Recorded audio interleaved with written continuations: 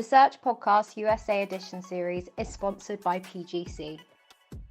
PGC are the longest serving employer of record in North America and can compliantly engage contractors across both the US and Canada on behalf of staffing and recruitment businesses. Our turnkey solution offers a unique access point to the largest staffing market in the world. To find out more, visit us at pgcgroup.com. Hi everybody, welcome back to another episode of the Search Podcast. I'm Elliott Manning, Managing Director of Cayman Recruitment in the UK and US.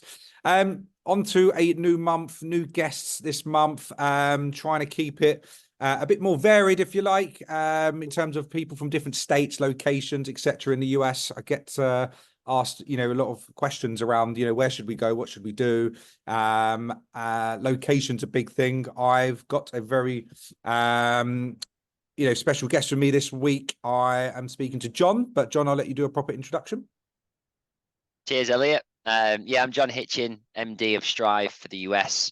We're a B2B SaaS recruitment agency concentrating on the go-to-market side of things for SaaS companies. So all your sales and marketing hires from exec leadership down to the low-level SDRs. We typically concentrate on a number of key verticals like cyber, DevOps, and data. And our company just had our 5th year anniversary this January. Congrats, so nice. It's quite nice. And actually today is my 1 year anniversary for being in the US. Yeah, brilliant. Wow. So you've actually been there for 1 year? 1 year. I can't believe it. It's absolutely flown by. I feel like I was looking at it yesterday. Quick. I know. I was looking at it yesterday thinking, when did I fly over? And I went back through the calendar and saw it and I thought, wow, but what a year it's been, like really exciting. Yeah. And obviously nice to get to know Tampa. It's a little bit different from Manchester. Well, I was going to say, yeah, I mean, obviously going over from the UK, from Manchester, especially to Tampa is a whole different but that goes on to the next, I suppose the biggest point in this. You're in Tampa, Florida. That is one of the most biggest talked about locations right now. And, from I suppose a recruitment company perspective, what led you over to Tampa? Yeah, great questions. I mean, just to give you a bit of a backstory on Strive, when we started out 5 years ago, we were filling sales directors, account exec roles in the UK. This was like 2018. We did really well at it. And the clients who we were working with, unbeknown to us, we probably weren't as obvious to the market as we were like, we've also got jobs in Germany, in France, Netherlands, and Nordics. Can you help there? You seem to be really good at filling the UK sales roles. So, when we looked at the market, how profitable it was, how many candidates were there, how easily the jobs could be filled, the margins, we're like, yeah, of course, we'll take them on. And we did really well in tough countries like Germany, the DACH region to recruit for. And then, 2020 comes along, COVID hits. And whilst we grew through 2020, which was great, we kind of had the time to sit down and think about what our ideal strategy is. And from that, we created our ideal client profile. So, when we looked at it, all the businesses we were working with were VC backed, headquartered in the US. Yeah. And we were getting onto the journey when they were expanding into Europe. So these companies like 800 to 1,000 heads moving into Europe, and we were kind of missing the US journey. So, yeah, from there, we set up the US division. We worked it from the UK, myself, Dylan, Naomi, and a few others working really long hours with the view to move over here. And I think it was Mackenzie Powell, our operations director, who kind of headed up the research from scratch, like it was completely new to us. And we narrowed it down to, initially 9 different states and then 3. And we thought about a few things. I think because our work is so interactive with the delivery team in the UK, it's nice to have as little time difference as possible. Yeah. So Tampa's like 5 hours behind Manchester. So we wanted the East Coast. Austin was in contention, but I felt like a lot of California sort of slithered down into Austin. It's become a huge tech hub. And I think if you're going to invest a lot of time there in building a workforce, I think there's this huge amount of risk that the tech vendors are going to recruit the staff themselves. Other staffing agencies are going there. And I think it's becoming a little bit of a London. So we kind of ruled that one out. And then the other main place that we looked at was Charlotte, North Carolina. And here it was Tampa in Florida. We did look at Miami, but didn't quite get the right feeling from it. So Charlotte's a great place. I think where it's quite unique, it's quite good for financial services and pharmaceuticals.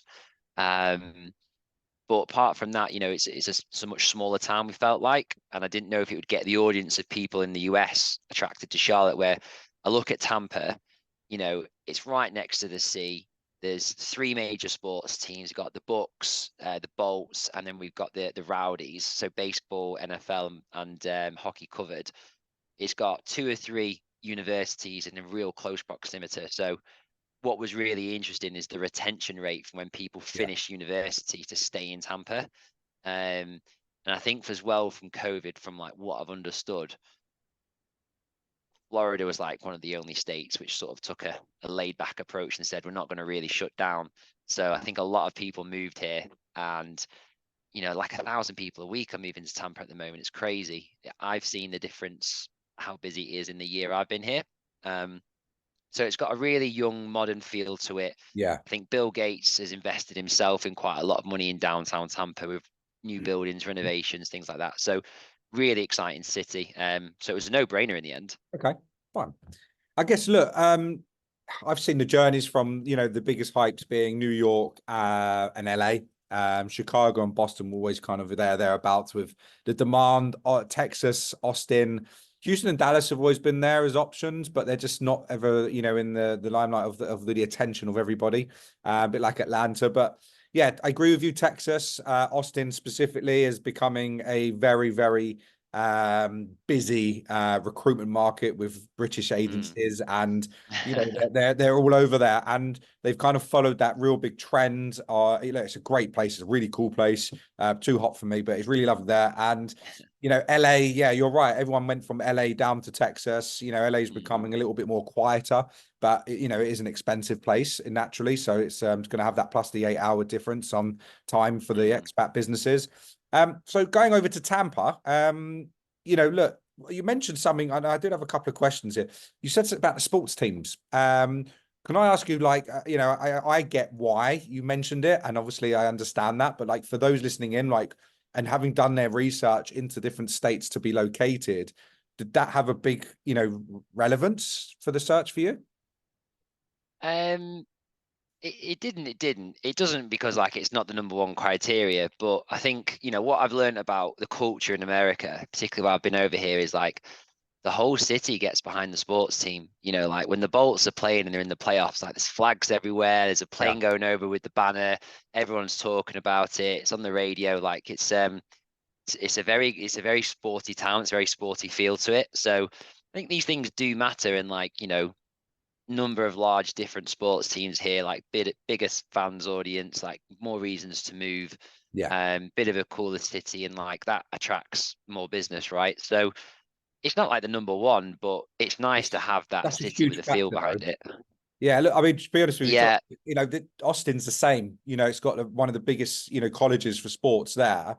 And ultimately, they've got loads of sports stuff there going on. Anyway, Boston, like, so I get it. You've got all of these young, college grads coming out, or following their sport. Like, it does make a big difference when you're looking for either the organic growth, the community population, and the talent, the drive, the mentality that they have. But ultimately, the culture, like so many different things that are important with it, that people don't necessarily, don't think about. Yeah, huge little things that you don't even notice. And you want to make good, like I want to make good relationships with the universities, 3 or 4 years time when we're moving into a bit more of a grad model. You want to have those relationships, and you want the right, like you said, the right students coming down.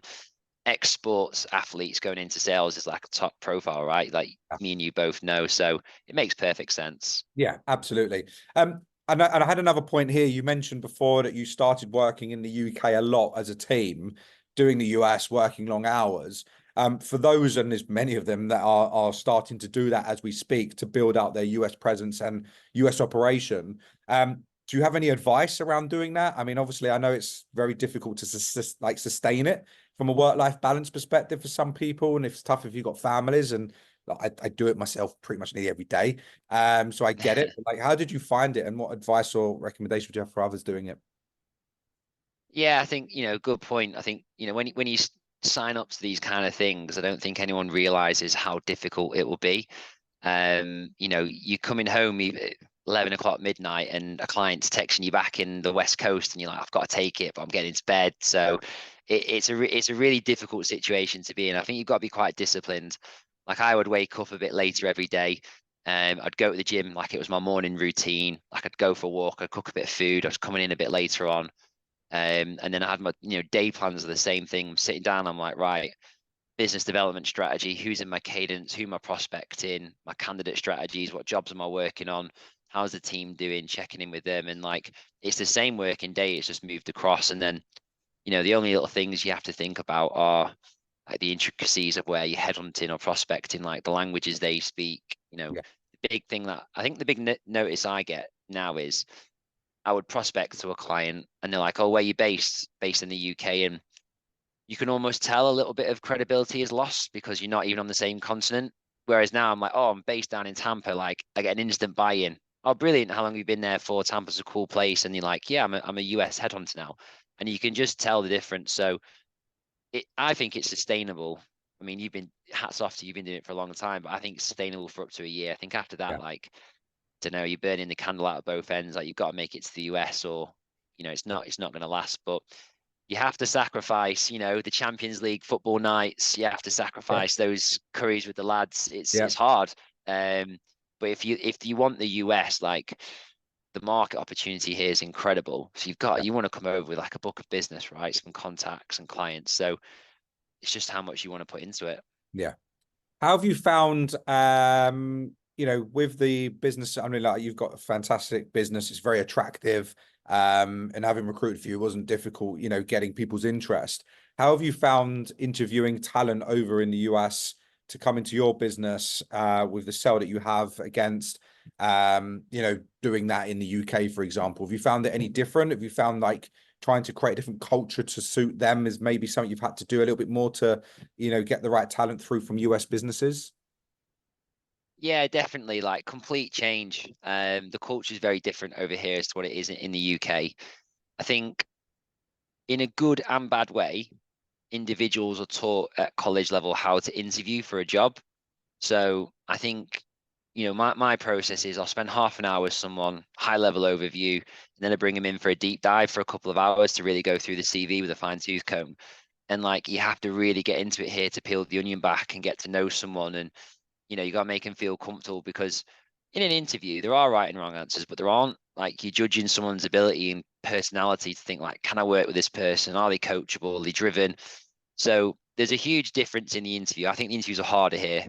I think the UK, we're quite direct sometimes in an interview questions where it's more conversational over here. You kind of have to cut through the fluff a little bit.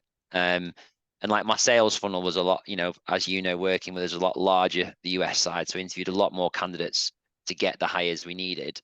But there is an art to it. So starting to figure it out. I don't want to like jinx it. No, fair enough. It's tough. And look, firms have really made, made it difficult for themselves and have found it quite difficult in general, just hiring the right people because their business and culture is so, so much different. They've had to kind of sell themselves and put it in a different context for them to get the right talent through. What about you, John? So you're settled now a year later. How did you find it moving over to the US and settling and basically starting a life in Florida?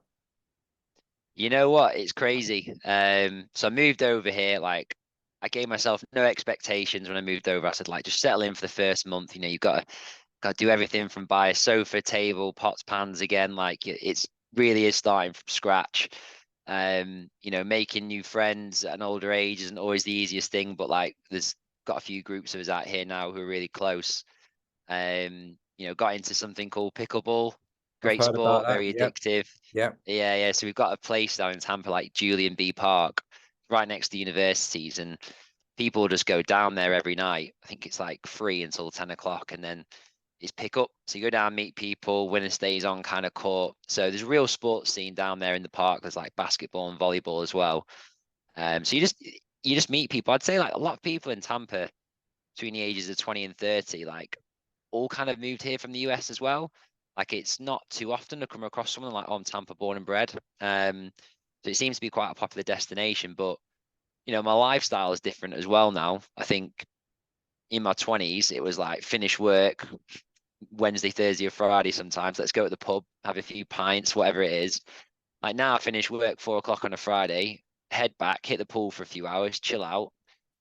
Sometimes there's a dinner going on, sometimes it's night out, or sometimes it's something else, but might just go down to the beach and watch sunset. So I actually appreciate the different lifestyle a lot. It suits me now. Yeah. It's what I really want. I'm a lot more active.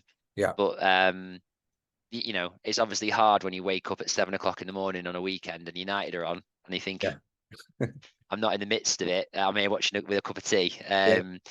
But yeah, I love it out here. I've really settled and can definitely see myself here for the foreseeable. Amazing. Do you know what? Some people are so worried or overthinking and scared and, just don't know what to expect. But I think what you've just said is going over with no expectation, have that open mind, it's easily done. Did you visit Tampa yourself multiple times before you moved over there? Yeah, I visited twice. So I was really lucky actually. I know I've referred to the football a bit, but I saw Tom Brady play for the Bucks, which was like it's like seeing Messi for Barca, right? We visited twice. So we came out here and we worked for a week in 2022. That was in the May time. Came back in November, brought out Dylan and one more just because Dylan's about here as well. He's our sales manager. And yeah, we wanted to get the buy-in from everybody, checking out flats and apartments, areas to live, understanding the cost of living. Like they're the big differences as well. Like, you go to the supermarket, I'm spending $600-800 a month on food, but like, you paid a lot more out here. It's just the cost of living. Yeah. So we wanted to get the buy-in from everybody. And then I don't know, the second time we saw it, I kind of saw it without like the holiday goggles on. I saw it for what it was, and it was just as attractive, just as nice, and I could see myself, being here. Yeah. Do you know what? Yeah, hats off to you, mate. And I get a lot of recruiters calling me regularly saying, I want to move to America. Have you been there? Yeah, I went on holiday to New York. It's like, no. Yeah. Have you been there properly to really see if Yeah. that's where you want to move your entire life to and just basically drop everything and go over there? And they're like, no. I was like, well, before we even do anything, you need to do that. Which I think is really essential. Like it's crucial, right? It's essential to understand how it all operates, how it works. But no, thanks for sharing all that. What's the plan for the business now? What's the next quarter, next 2 quarters look like? And for those listening in that are moving to Tampa and might be interested in you guys as a business, what can they expect to see? Yeah, great question. So I think last year was our first year in the US. We hit our budget, which was great. Naturally, though, there's a lot of costs with the moving over, the visa application. So it was a break-even year. This year will be our first year of profitability. We need to do over $1 million, which would be a great achievement. We've got a team of 5. Yeah. I think, pending hitting Q1, Q2. So we're on target for Q1. Pipeline of jobs are looking really strong as well. Could be doing another round of hiring in maybe September, October, depending on a couple of changes. But I think ideally, over the next sort of 3 to 5 years, we want to get this business, between 70 and 100 people strong, 50-50 split between the US and EMEA.